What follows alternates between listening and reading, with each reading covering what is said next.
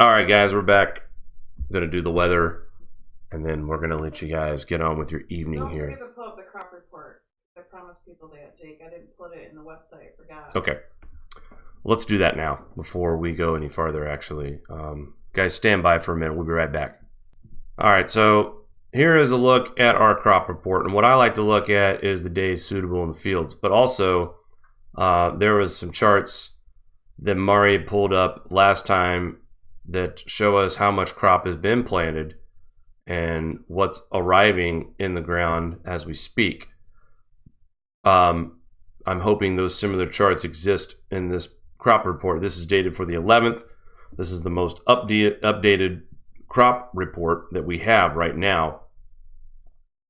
And I do apologize. I wish I was a little bit better prepared. But I want to see. Here we go. Is this what we're looking at? Nope, not yet. This is my fault because I didn't pull it up. I'm sorry, Jake. No worries. I'm not even worried about it, honestly. So here we go. Colorado crops. You guys are getting close to normal. Illinois. Wow. What a jump. Corn planted. Last week was 45%. You're up to 73%. That's good news. Indiana. Up to 67% now. Not bad. But still way under. And we are past that period of where corn was supposed to be planted.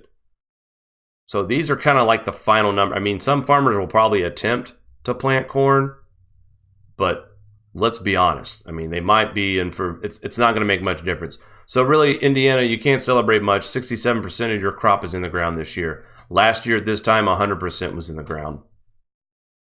Illinois, 73% is in the ground. Last year this time, 100%. Kansas last year, 80 or 98. And now you have 89%.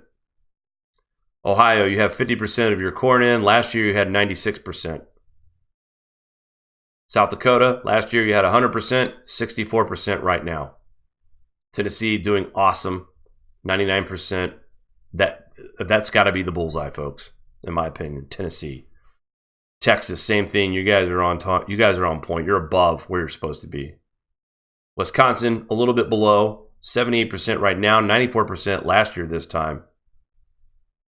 Right now, there's 18 states that were at 99% last year. This year, they're at 83%. And the amount of corn that's emerged from the ground, Colorado, only 69% so far has emerged, 90% last year. Illinois, 51%, 94% was out of the ground by now. Indiana's the worst. 35% is emerged from the ground. Last year, this time, we were at 96%. They say knee-high by July. We'll see. Ohio, 31% of your corn is emerged, 88% last year this time. Not much of an increase either from last week. 18% of the corn was above the ground at that time. We've only went up 13% in a week. This is some serious trouble, guys. There's some states that are not going to have hardly any crops. Wisconsin, South Dakota, Ohio, Indiana, Illinois. Iowa's going to be a little weaker this year. Kansas also coming in a lot lower, about 20% lower than last year. Michigan, we don't even want to talk about it. 33% is out of the ground right now. 75% last year this time. 16 almost doubled their percentage from last week. Minnesota.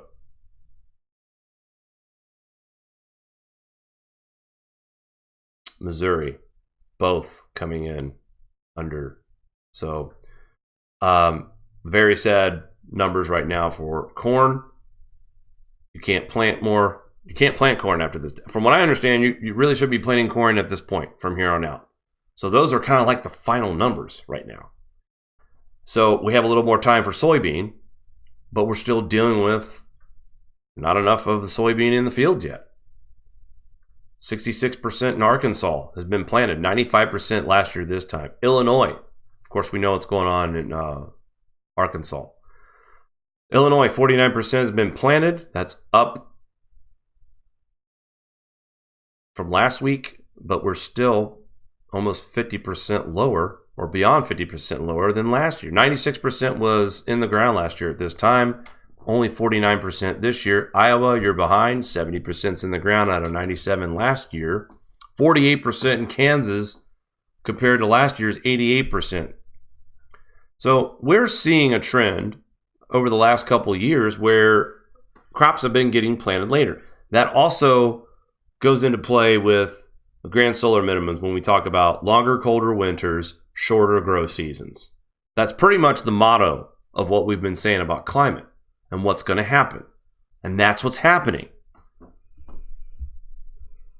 Let's go to the maps that shows us what's suitable field day. Looks like we're in the gold. I don't know if that's true or not. If there's farmers in the chat right now, please reach out to Mari and let us know your conditions. I'm really interested in Nebraska, Oklahoma, Kansas, Iowa, Missouri, Arkansas, Louisiana, Illinois, and Indiana. For the most part, I want to know what the realistic conditions are in these fields. So leave a comment in the chat or leave a comment in the video afterwards, or email us, jake@thegrandsolarminimum.com, mari@thegrandsolarminimum.com.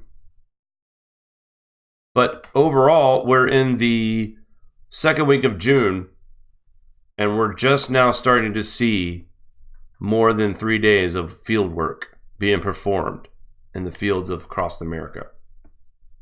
That's shocking. That's shocking. And to think that next spring is going to be worse than what we've experienced this spring and last winter. If we're talking about snow in New South Wales and Queensland, Australia, and alligators leaving the areas and the waters because it's too cold for them down there. Guys, there's something major on the horizon. And then to have NASA just throw this at us. You know, oh, by the way, this is going to be the weakest cycle in the last 200 years. Gee, thanks. I mean that. Thanks for clearing that up. Weekend through next week, it just seems like the same areas keep getting rain over and over and over and over again. Heavy rain returns threat, weary Arkansas, Mississippi River valleys. Goodness, Ohio Valley. Mainly the Midwest and the Ohio area, and then, of course, the Northeast, we get showers. But, guys, more importantly is our temperatures. For this time of year, at 58 degrees for a high on June 13th, I don't care where you are. That's not very June-like. Here's our flood status through much of the Mississippi. A lot of it is at minor. There's still areas of major flooding. Parts of Illinois and Missouri right now is where the worst of it is. Major flooding around St. Louis,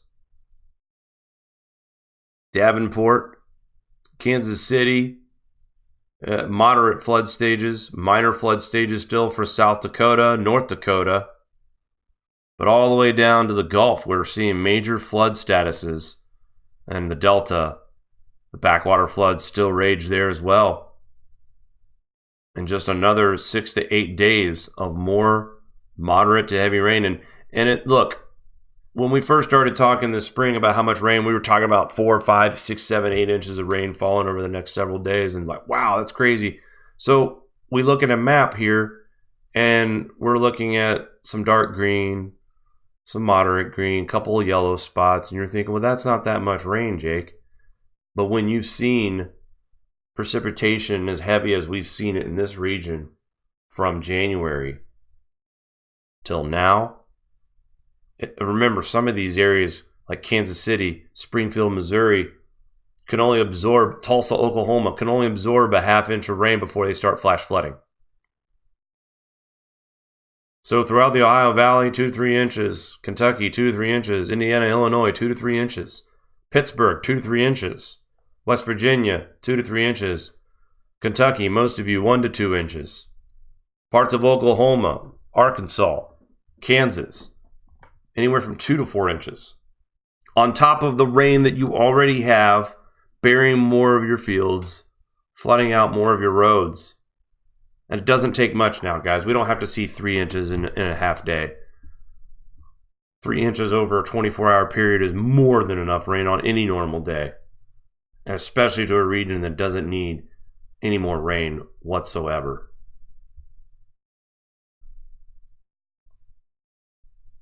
Take a look at our current satellite images. The moisture moving out. This is the forecast through early evening into the overnight, early morning tomorrow. Take a look at our GFS. It'll also resemble what we're talking about right now. This new low pressure system will move out, bring more rain across the Great Lakes. And oh, by the way, there is an article that I didn't mention. It is on the website, but look, I wanted to bring it up because we're talking about historic flooding in western New York and Lake Erie, Lake Ontario. And then here this weekend, we're expecting some heavy rain showers across the Great Lakes, bringing more rain to a region that's flooding its shorelines. And my goodness, by Sunday, watch out, Columbus, Ohio, Lima, Ohio, Toledo, Ohio, Dayton, Ohio, will be in on some serious heavy rain action before this moves to the east. Pittsburgh, you're going to get a dose of this, but this weakens a bit and then redevelops on the backside starting the week in Monday.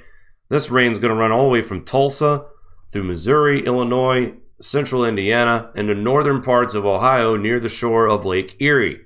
So we are talking about some pretty decent rain for northern parts of Ohio near Lake Erie over the next several days, a potential of 3 to 4 inches of rain. Before now, it starts to move a little bit to the east late Monday, quickly dissipates. Heavy rain in Oklahoma lingers, and then again the atmosphere reloads for Tuesday. More rain across Arkansas, Texas, Louisiana, Kentucky, Tennessee, southern Indiana, southwest Ohio, and into parts of the Northeast. Philly, heavy rain. New York City, heavy rain.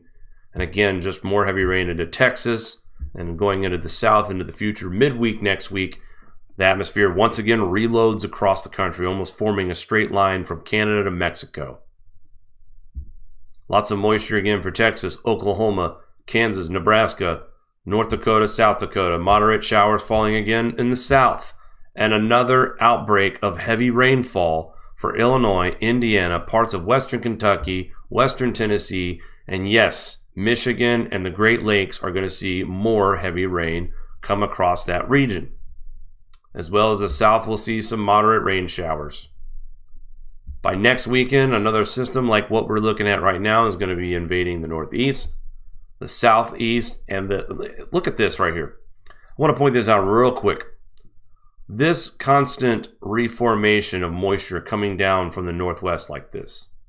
This seems to be a pattern that continues to happen here every time we have a system going off the east coast. This jet stream right now, this pattern chain, this dip, you guys can clearly see it. It's right here. And it just continues to stay in form over the same areas. Moving again to next week, into the next weekend, that northeast system will move out. More rain across the south into the Futurecast on the 22nd. More heavy rain, again, migrating to the south. This time it looks like Arkansas is going to be an unfortunate spot to get the majority of this rain by the following weekend. So 8 days away, expect major flooding in Arkansas on top of what we're experiencing. Yes, near the Alberta area, BC, Canada, that's snow on June 22nd and heavy amounts of it. Before the atmosphere reloads once again from north to south and bringing more heavy precipitation across Arkansas again for the 23rd and 24th of June and inundating the south once again. And of course, we can't leave out the Great Lakes the next day. I don't mean to sound so excited tonight or a little on edge, but these are 24-hour reloads. And I don't really trust anything 16 days that far out. And every time I say that, when we get closer to that previous date, we see more and more and more rain falling through the same areas.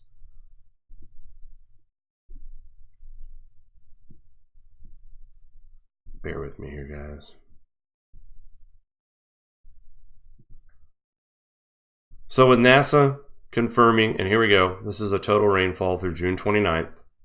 And I'm going to come out and say it right now. Northeast Ohio, Northwest Ohio, Northeast Indiana, we're going to see a lot of rain, a lot of flooding, and especially across Arkansas and the Oklahoma border, where we're already underwater down there.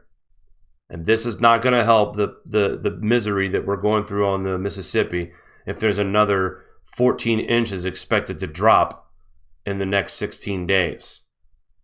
Guys, these are large amounts of rain. Notice too in the west, the precipitation is starting to dry up a little bit. Thank God.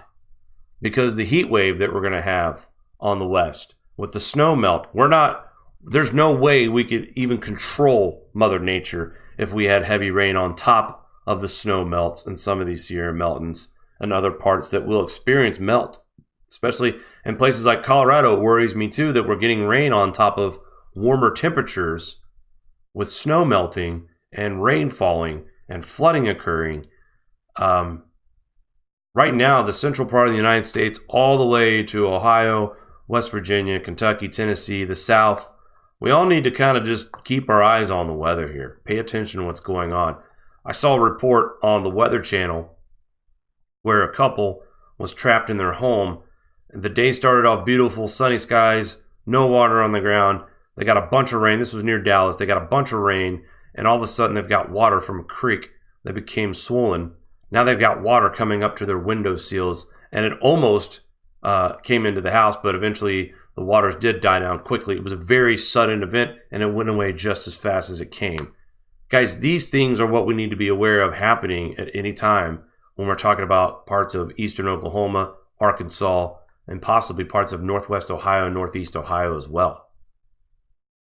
So more of the same, more heavy rain, and parts that don't need the rain, that maybe places that are getting planted, but now fields are in danger of being flooded. And that's another thing we got to think about, folks. Even though these fields are planted right now, with the way the rain is, I don't even know if that's going to make a difference. You could have 90% planted in the ground in Arkansas, but if we're going to get this kind of rain, that's not going to mean anything. Not when your field's underwater. So lots to focus on, folks. We are going to be live again tomorrow night. We have a few more things to talk about as well. Of course, the up-to-date weather updates that we have across the country and the world. Mari, would you like to step over here and say hello to everyone before we sign off the air tonight? Great show tonight. It's sort of overwhelming the amount of topics and information that we cram into an hour show. And I actually forgot to put the crop report that I've been promising people for 2 days, Jake, into the website. So I'll post the link back in there. There's no need to apologize. I think that when you caught that NASA article, I think that pretty much grabbed our attentions. And unfortunately, we were kind of blinded with that. So, well, the discussion was... You're only human. I'm looking at these articles and I'm posting them in the site for Jake. And I come across this one. We were looking for a couple other things to cover, and I'm reading it. And it's like, how can they just stick that in the second paragraph so nonchalantly? Oh, by the way, it's just going to be the deepest since 200 years ago. Well, and here's the thing that kills me. Which was a grand minimum, but we're not going to say that. They don't come out and say that all the weather that we're experiencing is because of grand minimum. That's for us to connect the dots for. That was my point. We know what's happening right now. NASA's confirming that timeline is happening again. I'm almost offended reading it because it's I know exactly what they're saying. And the fact that they're going about making such a bold statement casually in an article that isn't really specific to solar cycles, it's more about radiation, space weather, and protecting astronauts during their journeys in exploration. It's just, come on. So my suggestion to those of you who are new tonight, who are watching for the first time maybe, read that article on NASA and then check out our Grand Solar Minimum 101 and then start going through all of our interviews with Casey and Zarkova. That's the only way to get caught up. I know there's so many questions. And honestly, guys, we can't answer everything in an hour, 2 hour, 3 hour, 4 hour show. And that's the truth. There are so many dots to connect. There's so many pieces to the puzzle. And it's just interesting when something like that comes up and you see it for what it is. Has anybody else talked about this? I haven't seen anyone tweet it, share it, talk about it, anything. It's just, they've stuck They it in snuck there. it It's in. just they sneak it in Yep. and be like, you know, the people who have been following this will know what we mean, and those who don't will just read it and be like, okay, and then that's it. And then when something does happen, they can come back and say, well, we told you guys, and, you know, on whatever the date is today, June 12th, it was that it posted. Yep. June 12th of 2019, we said that the next cycle was going to be just as bad as one of the grand minimums 200 years ago or whatever. You know, you see what they do. It's just, it's cowardice. That's what it is, what they do. So, let's get to the people in the chat. It's been rather busy. We have some great Viking friends like Ian and Thor. I'd like to say hello to you.